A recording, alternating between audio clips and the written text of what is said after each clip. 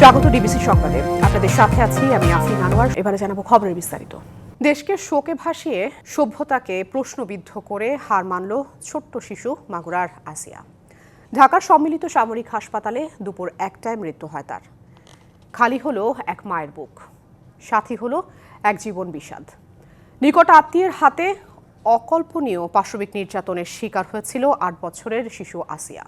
তার মৃত্যুতে শোক জানিয়েছেন প্রধান উপদেষ্টা ও বাংলাদেশ সেনাবাহিনী।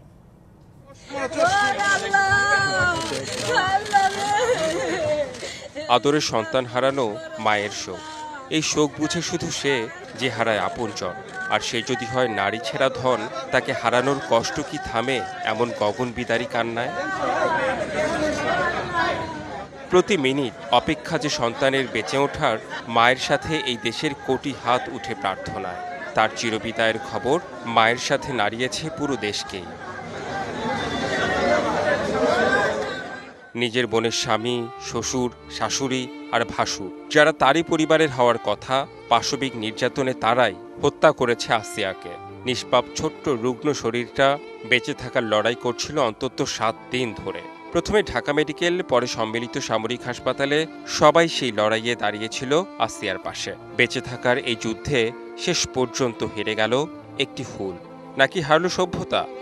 আমার মনে যেরকম ব্লাডে কাটছে, গলায় ফাঁস দিয়েছে, ঠিক সেরকম বিচার চাই আমি আপনাদের কাছে। আসিয়ার বোনের জামাই, যে তার ভাই সজীব, তার বাবা হিটু এবং সেই মহিলা, টোটাল 4 জন আসামি। যারা এই আসিয়ার হত্যার সাথে জড়িত সবার ফাঁসি চাই আমরা। আমাদের আর কোনো বক্তব্য নেই। 10 মার্চ আসিয়াকে লাইফ সাপোর্ট থেকে নেওয়া হয় শিশু নিবিড় পরিচর্যা কেন্দ্রে। তার পরদিন আসে চোখের পাতা নাড়ার মতো সুখবরও। কিন্তু বৃহস্পতিবার আরও 2বার হৃদযন্ত্র বন্ধ হয় আসিয়ার। চিকিৎসা বিজ্ঞানের ভাষায় যাকে বলা হয় কার্ডিয়াক অ্যারেস্ট। দ্বিতীয়বার প্রায় 30 মিনিট সিপিআর দেওয়ার পর হৃদস্পন্দন ফিরলেও সাড়া দেয়নি মস্তিষ্ক। কোমা স্কেলে সবশেষ 3 মাত্রায় পৌঁছে যাওয়ার পর দুপুরে আসিয়ার মৃত্যুর খবর দেয় আইএসপিআর। আসিয়া যদি ফিরত, তাহলে দেখত তার ছোট্ট শরীরে যারা ধর্ষণের মতো পাশবিক কষ্ট দিয়েছে, নিয়ে গেছে মৃত্যুর মুখে, তাদের বিচার চেয়ে ফুঁসে উঠছে দেশ। কিন্তু চিকিৎসা বিজ্ঞানের মরিয়া চেষ্টা, সব প্রার্থনা ও পথ চাওয়া পেছন ফেলে আসিয়া এখন চিরঘুমের রাজ্যে। তার মৃত্যু প্রশ্নবিদ্ধ করল সভ্যতার অহংকারে। Redwan Ahmed, DBC news, Dhaka. ধর্ষণ নির্যাতনের শিকার শিশু আসিয়ার মরদেহ কিছুক্ষণ আগে ঢাকা থেকে হেলিকপ্টারে নেওয়া হয়েছে মাগুরায় গ্রামের বাড়িতে। এখন সেখানে চলছে আসিয়ার জানাজা। আমরা সরাসরি যুক্ত হচ্ছি সেখানে।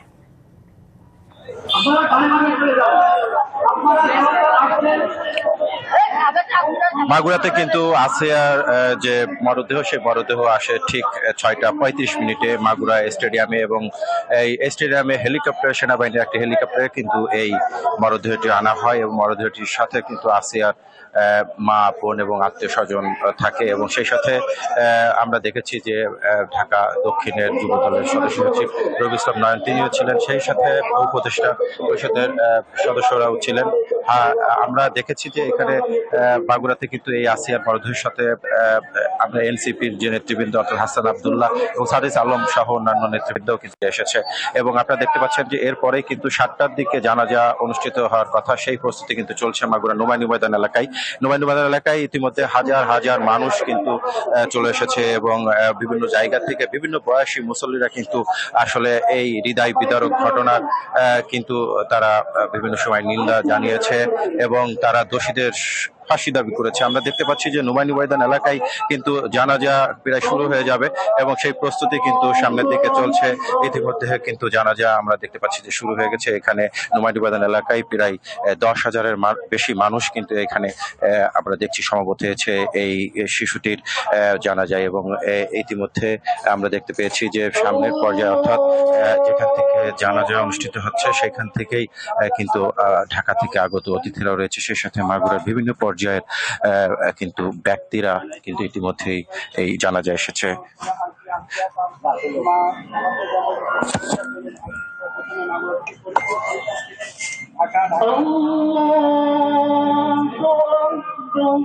আজকের বেলা 1টার সময় তার মৃত্যু সংবাদটা আমরা এখন দেখাচ্ছি। জানাজাটা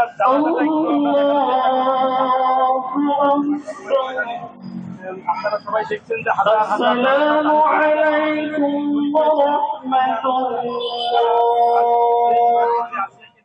ছিল তার মৃত্যু সংবাদে যেমন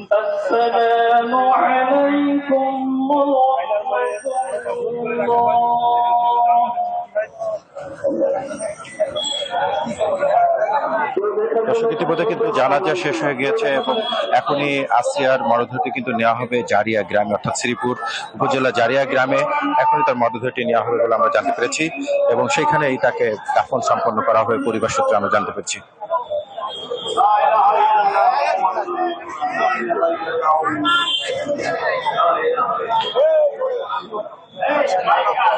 ঠিক মাগুরা থেকে প্রায় 8 মাগুরায় শিশু আসিয়ার বাড়িতে চলছে শোকের মাতম। মূর্ছা যাচ্ছেন পরিবারের সদস্যরা।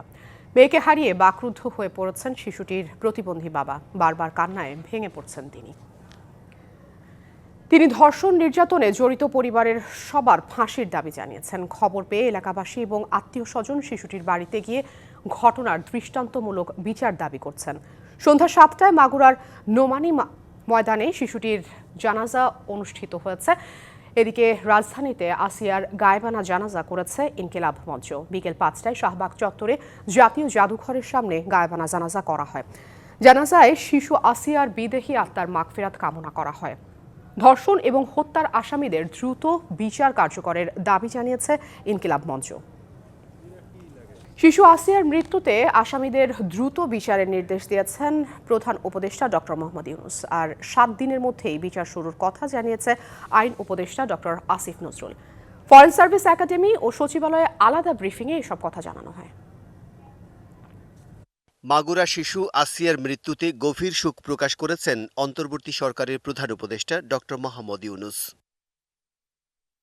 ফরেন সার্ভিস একাডেমিতে ব্রিফিংয়ে জানানো হয়, এই মামলার আসামিদের দ্রুত বিচারের আওতায় আনার নির্দেশ দিয়েছেন প্রধান উপদেষ্টা।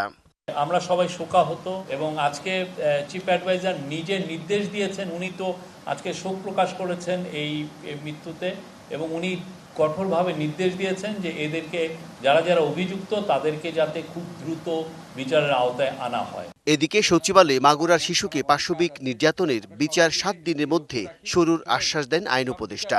বলেন, শিশু ধর্ষণ ও বলাৎকারের দ্রুত বিচার নিশ্চিতে হচ্ছে বিশেষ ট্রাইব্যুনাল। 7 দিনের মধ্যে ইনশাআল্লাহ যদি আমরা বিচার কাজ শুরু করতে পারি, আমাদের বিচারক ওনারা সর্বোচ্চ দ্রুততার সাথে ন্যায় বিচার নিশ্চিত করে এই বিচার করতে পারবেন। শুধুমাত্র শিশু ধর্ষণ ও বলাৎকারের ঘটনাগুলো দ্রুত উপযুক্ত বিচার নিশ্চিত করার জন্য আমরা স্পেশাল ট্রাইব্যুনাল গঠন করতে যাচ্ছি। আসিয়া ইস্যুকে কেন্দ্র করে নৈরাজ্য সৃষ্টির চেষ্টা করলে কঠোর ব্যবস্থা নেয়ার হুঁশিয়ারি দেন আইন উপদেষ্টা। এবং এটার দৃষ্টান্তমূলক শাস্তি হবে ইনশাআল্লাহ। Bijan Kumar Das, DVC news, Dhaka.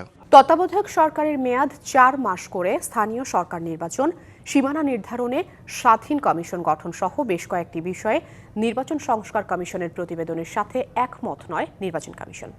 এসব বিষয়ে ঐকমত্য কমিশনকে চিঠি দিতে যাচ্ছে ইসি। এদিকে এনআইডি ইসির অধীনে রাখতে সারা দেশে স্ট্যান্ড ফর এনআইডি কর্মসূচি পালন করেছে ইসির কর্মকর্তা কর্মচারীরা। নির্বাচন সংস্কার কমিশনের বেশ কয়েকটি সুপারিশ নিয়ে সংবাদ সম্মেলনে আপত্তি জানিয়েছিলেন খোদ প্রধান নির্বাচন কমিশনার। এবার সংস্কার কমিশনের কয়েকটি সুপারিশে একমত নয় জানিয়ে চিঠি দিতে যাচ্ছে ইসি। চূড়ান্ত অনুমোদনের পর 2-1 দিনের মধ্যে চিঠি পাঠাবে ইসি। খসড়া চিঠিতে তত্ত্বাবধায়ক সরকারের মেয়াদ 4 মাস করে স্থানীয় সরকার নির্বাচন অনুষ্ঠান, সীমানা নির্ধারণের স্বাধীন কমিশন গঠন, ইসির সংসদীয় কমিটির কাছে দায়বদ্ধতা ও স্থানীয় সরকার নির্বাচন আগেসহ বেশ কয়েকটি বিষয়ে সংস্কার কমিশনের প্রতিবেদনের সাথে একমত নয় বলে জানানো হবে। এদিকে এনআইডি ইসির অধীনে রাখতে সারা দেশে বৃহস্পতিবার সকাল 11টা থেকে দুপুর 1টা পর্যন্ত স্ট্যান্ড ফর এনআইডি নামে কর্মবিরতি ও মানববন্ধন কর্মসূচি পালন করেছে ইসির কর্মকর্তা কর্মচারীরা। দাবি মানা না হলে আগামী বুধবার আবারও কর্মবিরতির ঘোষণা দেন তারা। আমাদের যে ডাটাবেজ আছে 13 কোটি মানুষ, তাদের প্রত্যেকের ডাটা গোপনীয়। এই ডাটা নিয়ে যাতে কেউ কোনো তছরূপ না করতে পারে, এই ডাটাতে হাতছাড়া না হতে পারে, আমাদের মূল বিষয়টা সেখানে। এটা আমাদের এই প্রতিষ্ঠিত এই এনআইডিকে বিভিন্ন প্রতিষ্ঠান টানা হেঁচড়া করছে, এটা আমরা মেনে নিতে পারি না। ইসি সচিব বলেন, এতদিনের মতো ভবিষ্যতেও এনআইডি ইসির অধীনেই থাকবে বলে আশাবাদী তিনি। নিজেদের মতামত প্রকাশের স্বাধীনতা সবারই আছে। সে সূত্রে যারা এই আজকে মানববন্ধন করেছেন তারা আমারই সহকর্মী। তারা যেটা তাদের বক্তব্য যেটা বলেছেন সেটা নিশ্চয়ই তাদের দিক থেকে গ্রহণযোগ্য। সম্প্রতি জন্ম নিবন্ধন, জাতীয় পরিচয়পত্র ও পাসপোর্ট সেবা নিয়ে দুর্ভোগ জটিলতা নিরসনের স্বতন্ত্র কমিশন করার লক্ষ্যে একটি অধ্যাদেশের খসড়া তৈরি করেছে অন্তর্বর্তীকালীন সরকার।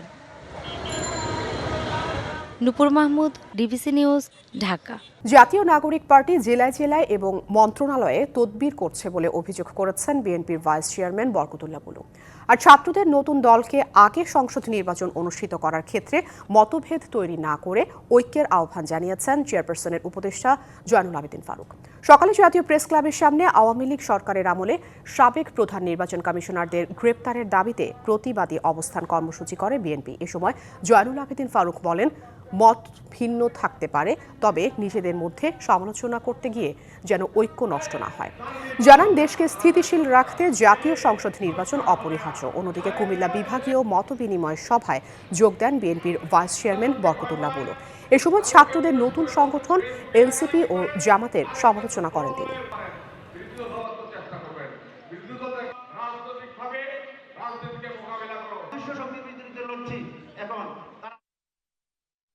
বৈষম্য বিরোধী আন্দোলনের নামে যারা নতুন পার্টি করছে, বাংলাদেশে এমন কোনো জেলা নেই যে জেলার এক্সিএম, চিফ ইঞ্জিনিয়ার, সেক্রেটারি থেকে শুরু করে এমন কোনো মন্ত্রণালয় নাই, যে তদবির নাই সরকারে, যেখানে তারা তদবির করে না। মত ভিন্ন হতে পারে, লক্ষ্য এক, আমার ভোটে সংসদ হবে, সেই ভোটে সংখ্যাগরিষ্ঠতা সরকার গঠন করবে, এই লক্ষ্যে আসুন। আমাদের মধ্যে আর মতবিরোধ নয়, আমরা যেন আর কারো কেউ সমালোচনা না করি। আবারও মাগুরার শিশু আসিয়া প্রসঙ্গ। মাগুরার শিশু আসিয়ার ধর্ষণকারীদের দ্রুত বিচারের দাবি সর্বস্তরের মানুষের। এই মুহূর্তে আমাদের সাথে যুক্ত হচ্ছেন মানুষের জন্য ফাউন্ডেশনের নির্বাহী পরিচালক শাহিন আনাম। শাহিন আনাম, আপনি নিশ্চয়ই আমাকে শুনতে পাচ্ছেন। এই যে পুরো ঘটনাটি ঘটে গেল, বাংলাদেশের এত বছরের পরও শিশু আসিয়া একটি উদাহরণ তৈরি করে দিয়ে গেছে বিচারহীনতার। কি মনে হচ্ছে আসলে আমরা কোথায় আছি এবং কোন দিকে যেতে পারি? শুনেন, এই আসিয়ার বিষয়টা আমাদের জাতিগতভাবে সবার জন্য একটা লজ্জাজনক একটা ঘটনা। আমাদেরকে দৃঢ় প্রতিজ্ঞা অঙ্গীকার করতে হবে যে আর কোনো শিশু এমন পাশবিক অত্যাচারের যেন ভিকটিম না হয় কোনো দিনও। একটা কথা প্লিজ আমি খুব জোর গলায় বলবো, যেটা আমরা কোনো সময় বলি না, যে এটা আমাদেরকে মানতে হবে, বিশ্বাস করতে হবে যে বাংলাদেশে ঘরে ঘরে নিকট আত্মীয়দের দ্বারা মেয়েরা, কন্যা শিশুরা এবং অনেক সময় ছেলেরা যৌন অত্যাচারের শিকার হচ্ছে, এবং এটা আমাদের স্বীকার করে এটা নিয়ে কথা বলার আজকে সাহস রাখতে হবে এবং একটা উপায় বের করতে হবে। কারণ মনে রাখেন যে যারা এটা করে অপরাধী, তারা একটা নীরবতার আড়ালে পার পেয়ে যাচ্ছে। সো আমরা কতদিন এই বিষয়টা নিয়ে চুপচাপ থাকবো? নিকট আত্মীয়রা ঘরে ঘরে অনেক সময় আমাদের কন্যা শিশুদের এবং অনেক সময় ছেলেদেরও তারা এই নিপীড়ন, এই অত্যাচার, এই যৌন নির্যাতন করে যাচ্ছে। আমি এটা বলতে চাই। আর আসিয়ার যে ঘটনা ঘটেছে সেটা অবশ্যই আমরা সবাই বলছি যে আমাদের বিচার ব্যবস্থা আরো অনেক শক্তিশালী করতে হবে। আজকে আমি শুনে খুবই আশাবাদী যে এই সরকার সে যথেষ্ট পদক্ষেপ নিবে, যে এই ধরনের অপরাধী কোনো আইনের ফাঁক ফোকরে বেরিয়ে না যায়। আমরা সম্প্রতিকাল দেখেছি একটা কন্যা, একটা শিশু 5 বছর বয়সে যে ধর্ষণের শিকার হয়েছে এবং আসামিকে যাবজ্জীবন কারাদণ্ড দেওয়া হয়েছিল, সে কিছুদিন আগে বেল পেয়েছে। সো আমরা এটাও জানতে চাই যে কোন আইন সে ব্যবহার করে সে বেল পেয়েছে। এই ধরনের ঘটনা যদি ঘটে, যদি বেল পেয়ে যায়, মনে রাখেন যে অপরাধী সবসময় মনে করবে যে আমি কোনো মতে বেঁচে যাব। এটা যেন কোনো দিন সে না মনে করে, তার মনে একটা ভয় থাকা উচিত যে যেমন করে হোক সে শাস্তি পাবেই। আমি এটা আজকের এই দিনে আমাদের এইটাই দাবি, এবং আমরা আসিয়ার শোকতপ্ত পরিবারের প্রতি আমাদের গভীর গভীর আমরা দুঃখ এবং সহানুভূতি প্রকাশ করছি। শাহিনা নাম, অসংখ্য ধন্যবাদ আমাদের সাথে থাকবার জন্য। মাগুরা শিশু আসিয়ার ধর্ষণে জড়িতদের দ্রুত বিচারের দাবিতে ঢাকা বিশ্ববিদ্যালয় এলাকায় চলছে মশাল মিছিল। সেখানে আছেন সহকর্মী কামরুল হাসান, সরাসরি যুক্ত হচ্ছি সেখানে। কামরুল, প্রতিবাদ মিছিলে আসলে কারা অংশ নিয়েছেন, কি বলছেন তারা? রাজধানীর ফুটপাতে 12 মাসই থাকে ব্যবসার রমরম আয়োজন। ছোট থেকে বড় সবাই সাধ্যের মধ্যে পছন্দের জিনিসটি বেছে নেন ব্যস্ত সড়কের পাশ থেকেই। ফুটপাতের দোকানে বাহারি টেকসই জুতা পেয়ে খুশি শিশুরাও, খুশি অভিভাবকরাও। আমি লাইট কালার জুতা কিনেছি। আমি এবারে সাদা কালারের জুতা নিয়েছি। এবারে আমি পিঙ্ক কালার জুতা নিয়েছি। ঈদে শিশুদের নতুন জামার সাথে নতুন জুতা চাই। তাই তো অভিভাবকদের সাথে মার্কেটে ভিড় শিশু কিশোরদের। এমনই দৃশ্যের দেখা মেলে রাজধানীর নিউ মার্কেটে। দাম নিয়ে মিশ্র প্রতিক্রিয়া থাকলেও বাচ্চাদের জন্য আরামদায়ক জুতাকেই প্রাধান্য দিচ্ছেন অভিভাবকরা। গত বছরের তুলনায় একটু প্রাইসটা একটু বেশি যাচ্ছে আর কি। কালেকশন অনেক ভালো কালেকশন আছে ঈদের থেকে। এবছর অনেক ভালো, প্রাইসটাও রিজনেবলের মধ্যেই আছে। মধ্যবিত্তদের জন্য রেঞ্জের মধ্যেই আছে এবং কালেকশনও ভালো আছে এবছর। ভ্যাট ও ট্যাক্স বেশি হওয়ায় আমদানিকৃত জুতার দাম বাড়ছে বলে জানান বিক্রেতারা। এখানে আমাদের মধ্যবিত্ত ফ্যামিলির লোকজন আসে, রিস্কাওয়ালারও আসে, তাদের জন্য আমরা সীমিত প্রাইজে আর কি সেল করি। শোরুমের থেকে আমাদের এখানে কম পাই দেয়, কাস্টমার আমাদের এখান থেকে নেয়। জিনিসের দাম বেশি না, ট্যাক্স বেশি দেখেই আপনার জিনিসটার দাম হয়ে যায় বেশি। আমাদের 100 টাকা প্রফিট হলে আমরা বিক্রি করি, কিন্তু দোকানে তার 100 টাকা প্রফিটে বিক্রি করবে না। Manjuma ফরোজনী lima, DBC news, Dhaka. মাগুরার শিশু আসিয়ার ধর্ষণে জড়িতদের দ্রুত বিচারের দাবিতে ঢাকা বিশ্ববিদ্যালয় এলাকায় চলছে মশাল মিছিল। সেখানে আছেন আমাদের সহকর্মী কামরুল হাসান, সরাসরি যুক্ত হচ্ছে সেখানে। কামরুল, প্রতিবাদ মিছিলে আসলে কারা অংশ নিয়েছেন এবং তারা কি বলছেন? যেমনটা বলছিলেন, আজ দুপুরে মাগুরার যে শিশু আসিয়া তার মৃত্যু সংবাদ আসলে প্রকাশের পরপরই কিন্তু দেশ জুড়ে বিক্ষোভ ছড়িয়ে পড়ে। এরই ধারাবাহিকতা আমরা দেখতে পেয়েছি রাজধানীর যে টিএসসির মোড় রয়েছে, টিএসসির মোড় থেকে বিক্ষুব্ধ ছাত্র জনতা কিন্তু একটি মাধ্যমে কিন্তু তারা শিশু আসিয়ার ধর্ষণের দায়ে যারা অভিযুক্ত রয়েছে তাদেরকে শাস্তি যে নারী এবং কিন্তু মিছিলটি আপনার কিছুক্ষণ আগে নীলক্ষেত থেকে দক্ষিণ করে এখন কিন্তু আপনার ডিসির বাসভবন হয়ে আবারও সংগত হবেন এবং সেখানে কিন্তু তারা কিছুক্ষণ অবস্থান করবেন বলে আমরা জানতে পেরেছি। আমরা এখানকার যারা আন্দোলনরত যারা আছেন তাদের সঙ্গে কথা বলেছি। তারা যেটি বলেছেন যে আসলে তারা কিন্তু চান একটি নিপীড়ন মুক্ত এবং যাতে সমাজের নারীরা একটু নিরাপদে থাকে এবং এই ধর্ষণের মধ্যে যে ধরনের ঘটনাগুলো ঘটছে এই ধরনের ঘটনা যাতে পুনরাবৃত্তি না ঘটে, এই ধরনের দাবি কিন্তু জানাচ্ছেন। আর পাশাপাশি এগুলো নিয়ে কিন্তু বেশ সোচ্চার এখনকার যে তরুণ প্রজন্ম রয়েছে, তারা কিন্তু এই ধর্ষণ বিরোধী যে দাবিগুলো রয়েছে সেই দাবিগুলো তারা জানিয়ে যাচ্ছে এবং এই ধরনের কোনো ঘটনা ঘটলে তারা কিন্তু বিক্ষোভ জানাচ্ছে। আপনি নিশ্চয়ই দেখতে পেয়েছেন যে মশাল মিছিলটি টিএসসির দিকে আবারও এগিয়ে গিয়েছে এবং সেখানে কিছুক্ষণ অবস্থান নিয়ে কিন্তু তারা হয়তো। কামরুল, আপনাকে ধন্যবাদ। ডিবিসি সংবাদে এই ছিল এখনকার মতো। ডিবিসি নিউজের সংবাদগুলো পড়তে ভিজিট করুন dbcnews.tv আর ভিজিট করুন ডিবিসি নিউজের ফেসবুক পেজ এবং ইউটিউব চ্যানেল। সঙ্গেই থাকুন ডিবিসি।